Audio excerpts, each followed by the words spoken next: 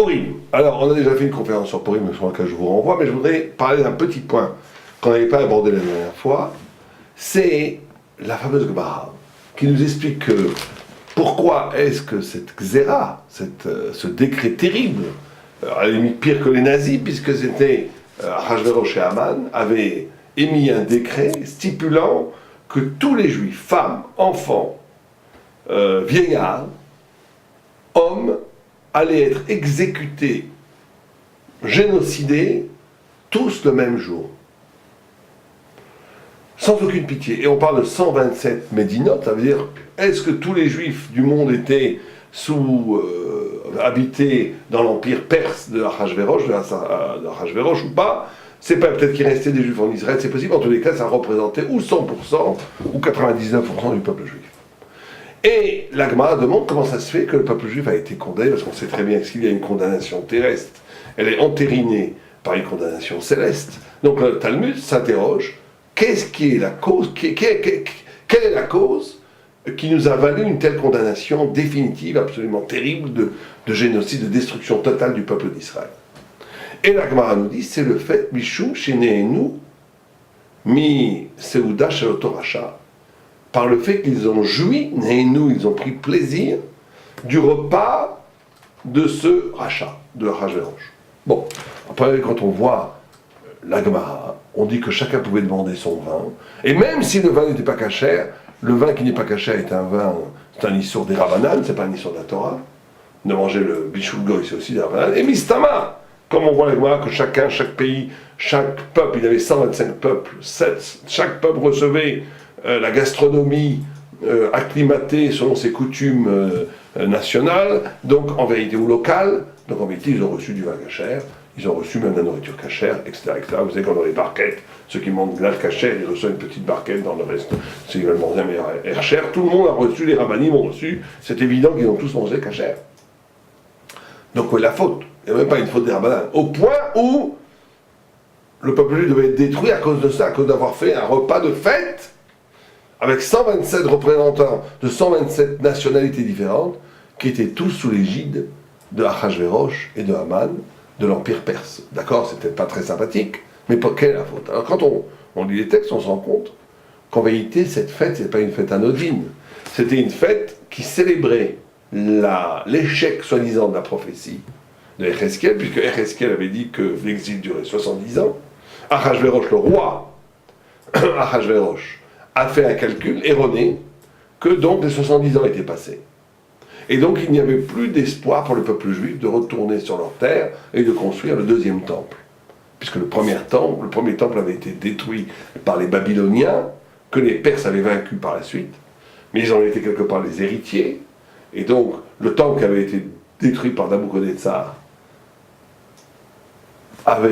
cet empire babylonien immense avait été lui-même vaincu par les Perses, qui en étaient les héritiers. Donc il n'avait pas, Ahasverosh, que les Juifs quittent l'empire perse pour retourner en Israël. Quand il a vu que 70 ans s'étaient écoulés depuis la destruction du temple et que ça n'avait pas été reconstruit, il a dit, ça veut dire que c'est fini, la Torah est finie, le peuple juif est fini, tout le monde est sous mon emprise, tout le monde, et le peuple juif n'est plus qu'une des nationalités différentes qui sont sous l'emprise de l'empire perse. Et donc ils ont fait un grand festin de fête pour fêter l'échec de la prophétie d'Echeskiel, donc l'échec du destin de la pérennité d'Israël, en d'autres termes. Et pire que ça, puisque Ahasverosh, en cette occasion, a sorti les kélim, c'est-à-dire les instruments qu'on utilisait dans le temple, qui sont d'une sacralité extraordinaire, d'une sainteté, d'une kedusha magnifique, et les a servis sur la table pour boire du vin, s'enivrer et faire des parties comme le font les nations païennes. C'est-à-dire, c'était une désacralisation, une profanation terrible. Et c'est le fait, non pas d'avoir été là-bas, parce qu'ils auraient pu aller là-bas la tête basse, c'est le fait de pactiser dans une joie universelle de la fin du destin de la spiritualité d'Israël. Donc c'était, peut-être qu'à Pi Halacha, il n'y avait pas une faute qui nécessitait une punition aussi tragique, mais il y a une trahison du fait juif, de la fidélité à l'être juif. Et quand quelqu'un trahit l'appartenance au peuple d'Israël et à son histoire, à la Torah, c'est la mort. C'est la mort. Et là, on a une des notions qui est souvent cachée à Purim, qui est très importante.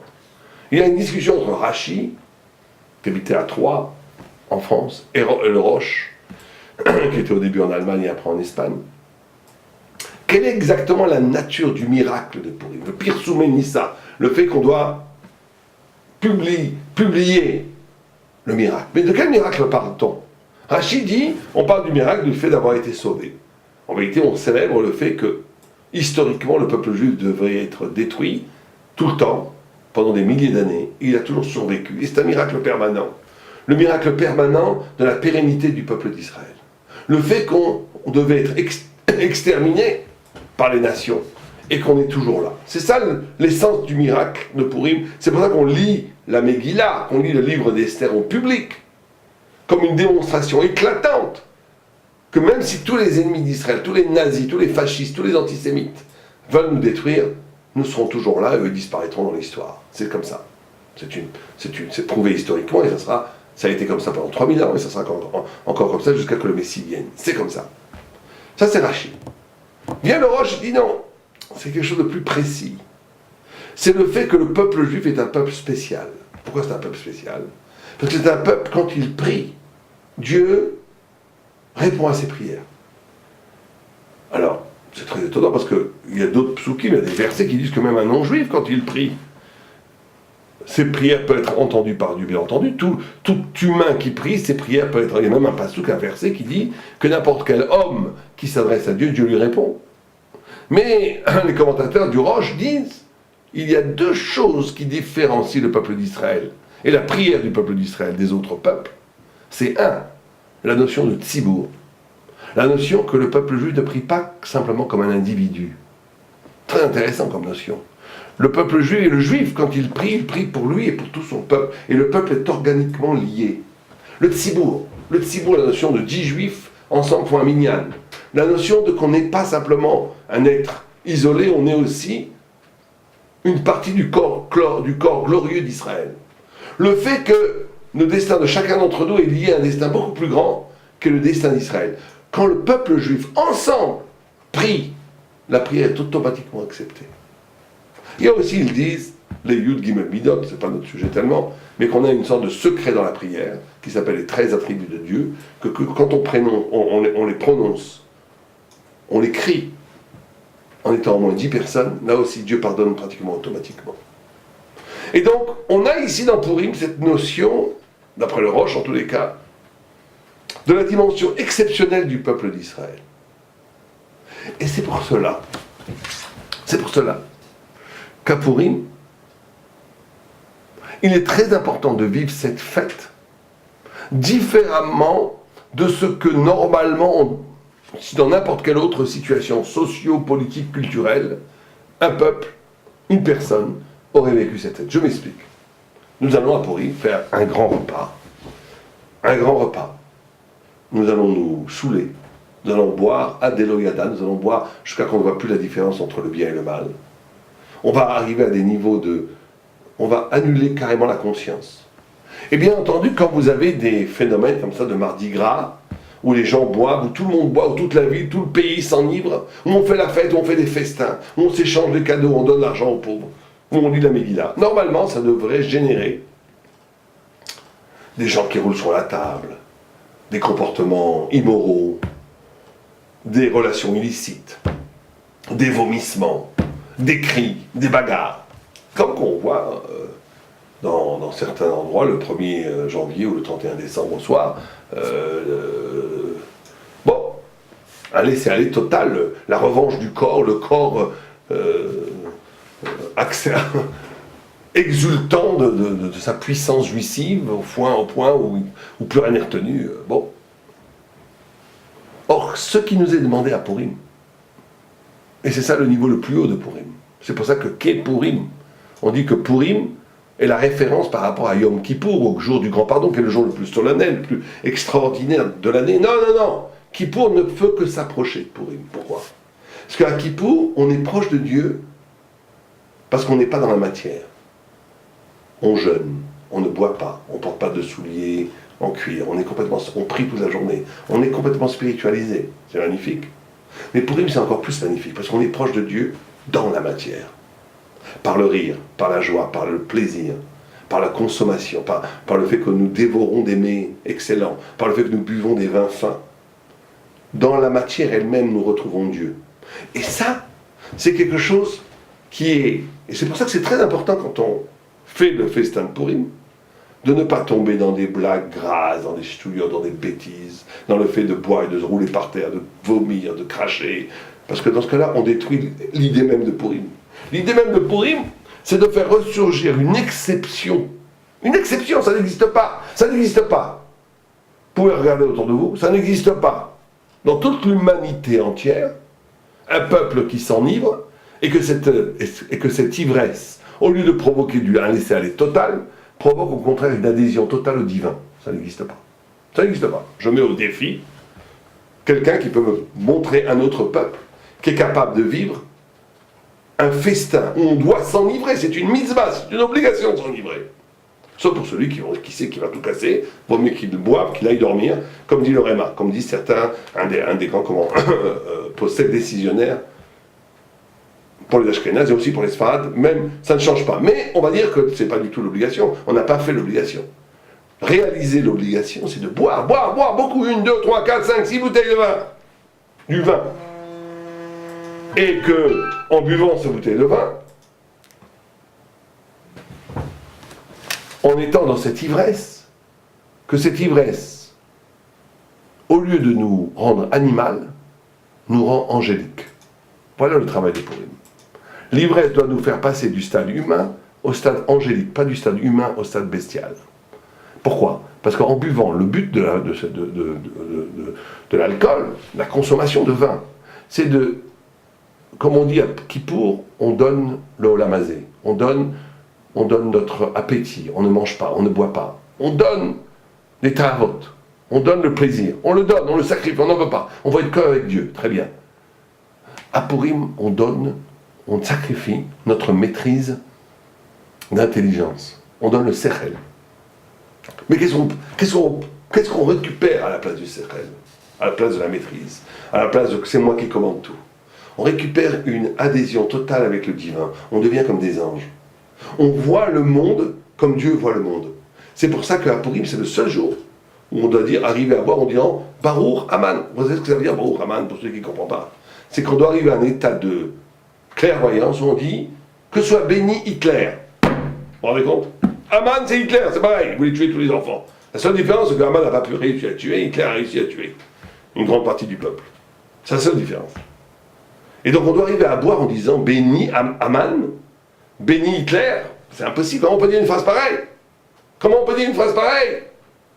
Parce qu'on doit comprendre à un certain niveau, au niveau du haut, au niveau divin. Dans le regard divin, il n'y a pas de différence entre le bien et le mal. Tout est fait pour le bien en fin de compte. Tout est bien. Puisque même le rachat, même le mécréant, même le pire des salopards, il sera puni, mais il fait le travail de Dieu. S'il n'y avait pas des méchants, il n'y aurait pas de raison d'être bon. Il n'y aurait pas de valeur plutôt à être bon, puisque tout le monde est gentil. S'il n'y avait pas le mal, à la fin, il travaille pour Dieu.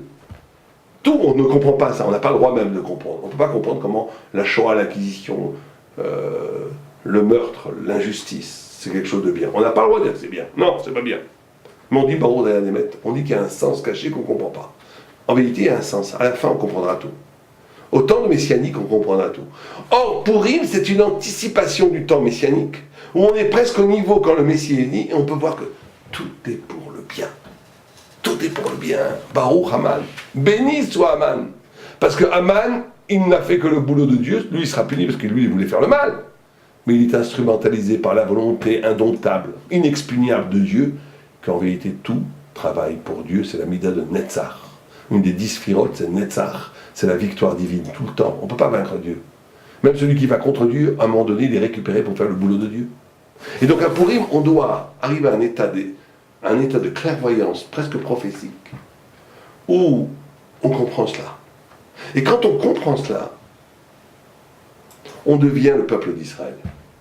Le peuple d'Israël n'est le peuple d'Israël que quand justement il est capable d'abolir des références culturelles, une maîtrise conceptuelle, une maîtrise intellectuelle, et de se donner totalement, et dans l'ivresse, le bonheur de partager le plaisir de manger avec des amis, d'être ensemble, de dire des louanges à Dieu, de dire des Dvar Torah, d'être dans un état de fusion avec l'Éternel à un tel point où c'est exceptionnel. Où a-t-on vu un peuple? Où a-t-on vu des gens qui s'enivrent, et quand ils s'enivrent, ils deviennent plus spirituels que s'ils étaient à la synagogue? Où est-ce qu'on a vu ça? Et ça, c'est ce qu'on doit réaliser. C'est pour ça que c'est très important. À Purim, celui qui se laisse aller, qui roule par terre, qui casse des verres, qui fait... Il n'a rien compris, le pauvre. Il n'a rien compris. Il est en train de détruire, de profaner l'essence même de Purim. C'est terrible. Il vaut mieux qu'il fasse ça 2 jours avant et puis c'est tout. Parce que Purim, c'est un moment où, au contraire, où on doit, malgré l'alcool, malgré la nourriture, malgré la joie, l'excitation collective qu'il y a, bien sûr, malgré tout cela, ou plutôt grâce à tout cela, être dans un rapport d'adéquation totale avec la vérité divine qui fait de moi un ange et pas une bête. Alléluia, nous.